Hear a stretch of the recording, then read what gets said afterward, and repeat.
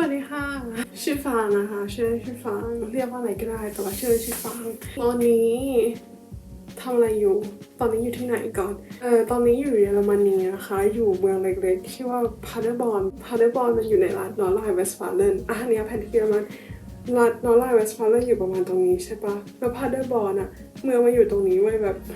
แทบจะริมสุดของรัฐนี้แต่ว่าก็น่านะทางนี้คือประเทศฝรั่งเศสแล้วพาเดอร์บอนนะเห็นป่าว่าอุ๊บไม่ได้อยู่ติดฝรั่งเศสมันอยู่ติดเนเธอร์แลนด์ขอโทษพูดผิดแต่ว่าใช่ฝรั่งเศสมันก็แค่ตรงนี้เองเนาะเห็นป่าว่ามันอยู่แบบค่อนข้างจะไปทางซ้ายบนของเยอรมนีเนาะแล้วก็มันอยู่แบบริมของนอร์ไลน์เวสต์ฟาเลนเลยมันจะอยู่ติดเนี่ยนีเดอร์ซาเซนแล้วก็ติดเฮเซนเลยเย่พาเดอร์บอนเป็นเมืองที่เอาจริงถ้าพูดเฉยๆพูดลอยๆ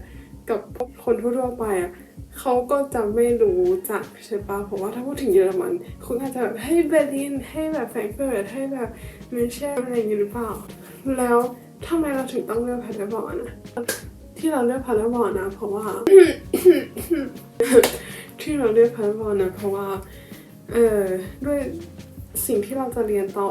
ก็คือ informatics ใช่ปะคือ computer science ซึ่งเมืองเนี้ยเอาจริงมันขึ้นชื่อด้านคอมพิวเตอร์ถึงแม้ว่าแบบคนจะไม่ค่อยรู้เท่าไหร่มันมีมิวเซียมคอมพิวเตอร์ในพาเดอร์บอนนี้ด้วย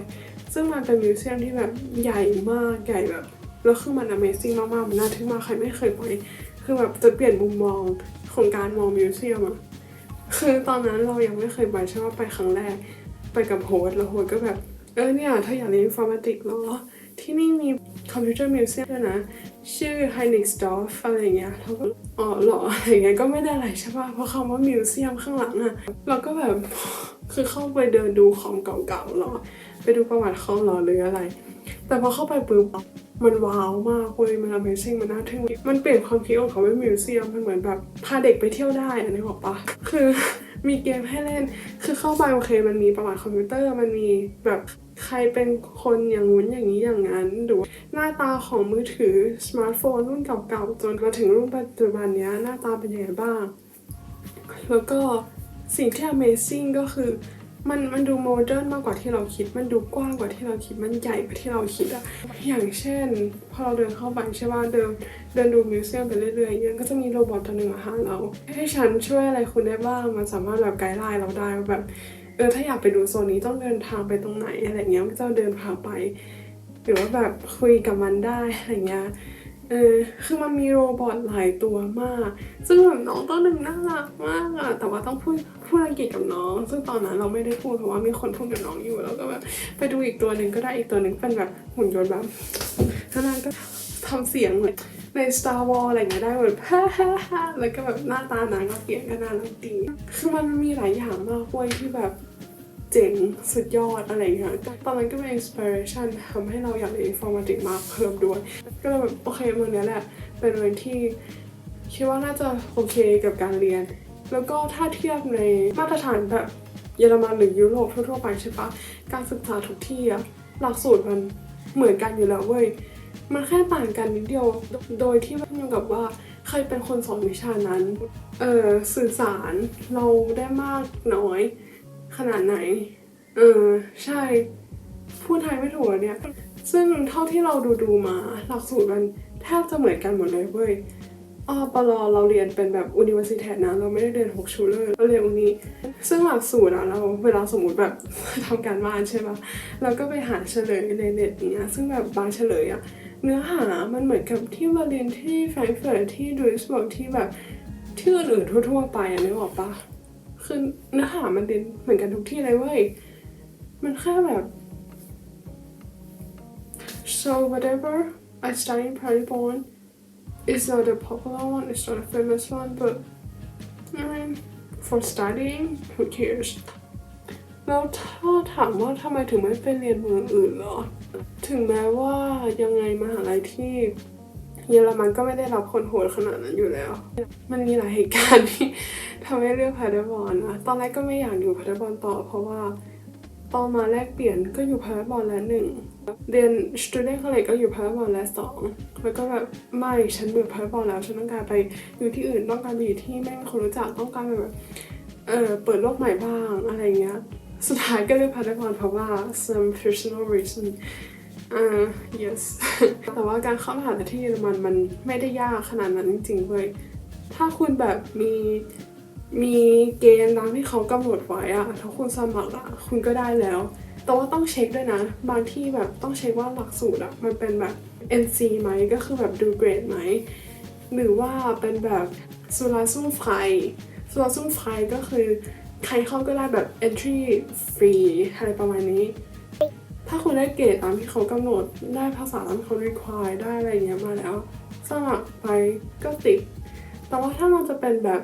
ซูลาซุ่มเบชแคงคำว่าซูลาซุ่มก็คือการเข้าใช่แบบ entrance เบชแคงก็คือแบบจำกัดขอบเขตอะไรประมาณเนี้ยถ้าอันนั้นมีซูลาซุ่มเบชแคงอะเขาก็จะมีการคัดเลือกคนอย่างเช่นถ้าเป็น informatics ของ LMU อะอันนั้นอะเขาก็จะมีการให้สอบก่อนสอบออนไลน์ว่าแบบคุณได้คะแนนเท่าไหร่อะไรประมาณเนี้ยเหมือนแบบคุณมีความรู้กับเรื่องนั้นมากน้อยแค่ไหนก่อนที่คุณจะเข้าเรียนแล้วก็เวลายื่นใบสมัครก็ต้องยื่นคะแนนที่เราเพิ่งสอบไปในออนไลน์เทสของเขาอะพร้อมกับใบสมัครของเราด้วยหรือไม่อย่างที่อาร์ขึ้นนะถ้าเป็น informatics อะมันก็เบสแคงเหมือนกันโดยที่มันต้องมีถ้าจำไม่ผิดนะ test ask หรือเปล่าซึ่งอันนั้นเราไม่เคยสอบแต่ว่าเพื่อนจีนเราสอบมันน่าจะอารมณ์ประมาณเหมือนแบบแกะแผนที่ไทยอะส่วนพาร์ทเนอร์บอลนะคือมันเป็นแบบสาระซึ่งไฟเลยใครอยากเข้าสมัครมาเขาได้หมดอะด้วยความที่มันไม่ใช่แบบเมืองใหญ่ที่แบบเฮ้ยนักศึกษาต่างชาติหรือว่านักศึกษาท้องถิ่นเขามาแบบเรียนอะไรกันขนาดนั้นด้วยแบบอย่างตอนก่อนที่เราจะสมัครใช่ป่ะแล้วก็ส่งเมลไปถามว่าinformatics มีคนเรียนประมาณปีละกี่คนหรออะไรเงี้ยเขาตอบว่าแบบประมาณ300 คน300หรือ200นะคือแบบ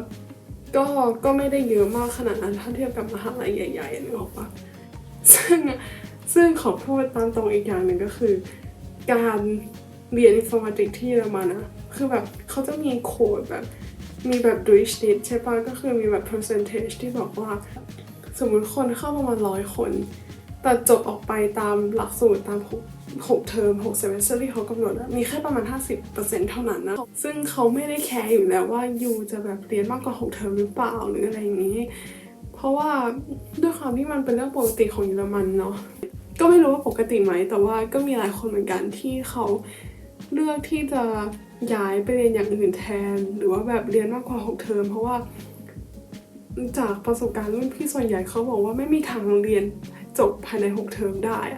มีแค่แบบบางคนจริงๆอะไรเงี้ยเพราะด้วยความที่1 หน่วยกิต180 หน่วยกิตสำหรับ6 เทอมสำหรับ3 ปีถือว่าเยอะนะเราเคยไปเช็คแบบของไทยของมหาลัยดัง2 ที่อะไรเงี้ยเขาก็แบบเรียนน้อยกว่า180 หน่วยกิตแต่เขาเรียนกัน4 ปีไง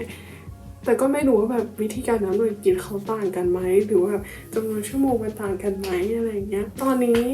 เราเรียนอยู่เทอม2ใช่ก็คือยังอยู่ปี 1อยู่แต่อยู่เทอม2เทอมที่แล้วมีเรียนทั้งหมด4 ตัวทั้งหมด28 หน่วยกิตถ้าจำไม่ผิดก็จะมีวิชา Programmierung Programmiersprache Programmierung ก็คือ Programming Programmiersprache ก็คือ Programming Language Modellierung ก็คือ Modeling แล้วก็จะมีอีกวิชาหนึ่งเป็นคณิตศาสตร์ก็คือวิชามันชื่อวิชาอะไรนะชื่อวิชา analysis ซึ่ง ก็ผ่านมาได้เกือบดีตอนสอบใช่ไหมด้วยความที่แบบโควิดฉันก็เรียนออนไลน์ในห้องแคบๆนี้มาเป็นปีแล้วก็ไม่ได้ไปเรียนสดในมหาลัยสักทีถึงแม้ว่าจะย้ายมาอยู่แบบตรงข้ามมหาลัยเลยคือแบบเดิน5 นาทีถึงเลยแต่ก็ไม่เคยได้ไปเรียนนะตอนสอบก็สอบออนไลน์ก็เลยเป็นว่ามี4 วิชาใช่ป่ะเทอมที่แล้วสอบผ่าน2สอบตก2แต่ดีตรงที่ว่าเขายังช่วยเด็กตรงแบบปกติถ้าสอบตกรอบแรกรอบ2คุณสามารถ ถึงแม้ว่าคุณจะคะแนนดีแค่ไหนแต่คุณได้แค่เกรด4เท่านั้นอะแต่ว่าด้วยความโคโรนาเขาก็จะมีกฎแบบพิเศษให้ตรงที่ว่าสอบรอบ2ถ้าได้เกรดดีขึ้นก็ได้เกรดนั้นเลยจะไม่ได้เกรด4ยังไม่ได้เล่าเรื่องเกรดที่เยอรมันใช่ไหมว่ามันนับเกรดยังไงก็คือถ้าเป็นที่ไทยอะถ้าในมัธยมทั่วไปก็จะมีแบบเกรด4ถึงเกรด1 4ดีสุดใช่ไหมแต่ว่าถ้าเป็นเยอรมันก็คือเขาจะมีเกรดเกรด1ถึงเกรด6เนี่ยเหมือนแบบ1คือ very good 2คือ good 3คือปานกลาง4พอใช้แล้วก็แบบ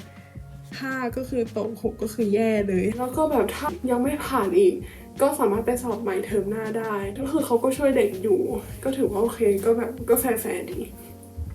ถ้าถามว่าเกรดเฉลี่ยเทอมที่แล้วได้เท่าไหร่หรอก็ไม่ได้ดีขนาดนั้นนะก็ได้ 3.4 ผ่านมาได้แบบบุดหวิดมากๆอะไรเงี้ยเทอมนี้ก็ไม่รู้จะรอดไหมเพราะรู้สึกว่า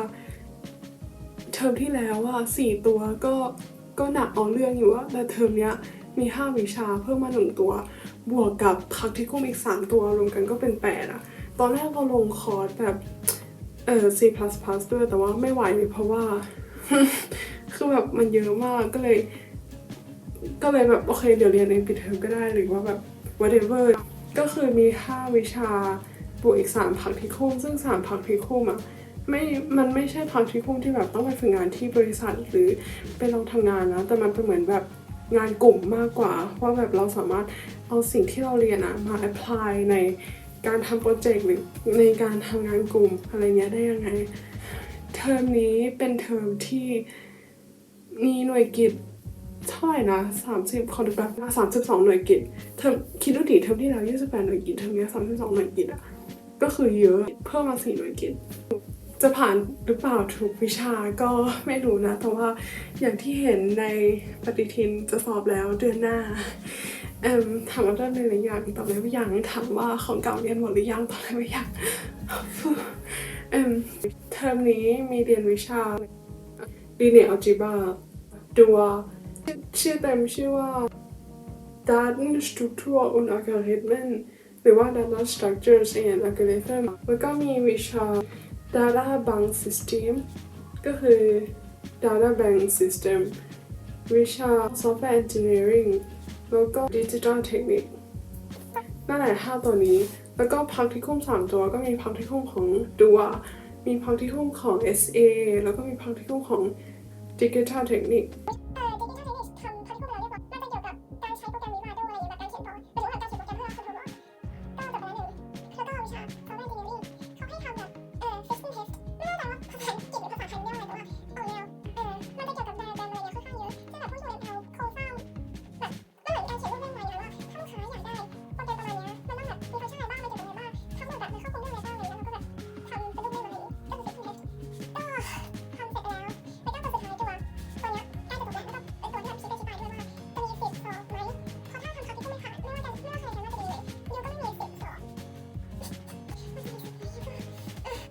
ก็มาดูกันว่าเทอมนี้จะเป็นไงบ้างแล้วก็หวังว่าจะมีใครสนใจเรื่องนี้นะแล้วก็ถ้าใครมีคำถามอะไรแบบอยากปรึกษาอะไรเงี้ยมาปรึกษาได้ก็พยายามตอบให้ได้มากที่สุดหรือไม่ก็ทักไปถามแบบในเฟซหรือในไลน์อะไรก็ได้ของแดดอะก็คือ DAD Thailand อะตอนนั้นที่แบบเรามีปัญหาหรือมีคำถามอะไรอย่างเงี้ยก็ไปถามเขาก็ตอบเราดีหรือไม่ก็ถ้าในกลุ่มเฟซนะก็จะมีกลุ่มแบบสนทยสมาคมนักเรียนไทยในเยอรมนีอะไรประมาณนี้ Yay That's it for today. Thanks for watching. Bye. Ciao. Tschüss.